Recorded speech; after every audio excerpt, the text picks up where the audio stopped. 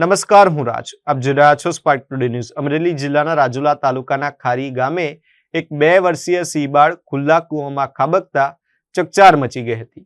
ખારી ગામે રાણીકભાઈની ખેતીવાડી વિસ્તારમાં આવેલી ખુલ્લી જગ્યામાં આવેલા ખુલ્લા કૂવામાં સિંહબાળ પડી જતા ઘટનાની જાણ વન વિભાગને કરવામાં આવી હતી.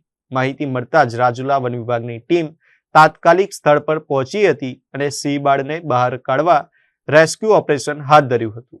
સ્થાનિક ગ્રામજનો પણ મદદે દોડી આવ્યા હતા અને ભારે જહેમત બાદ વન વિભાગની ટીમે સફળતાપૂર્વક સિંહબાળનું રેસ્ક્યુ કર્યું હતું. બાદમાં સિંહબાળને સારવાર અર્થે બાબરકોટ એનિમલ કેર સેન્ટર ખાતે ખસેડવામાં આવ્યું હતું. રાજુલા આરએફઓ મકવાણા અને તેમની ટીમની આ કામગીરીને લઈને સ્થાનિકોમાં પ્રશંસા જોવા મળી રહી છે.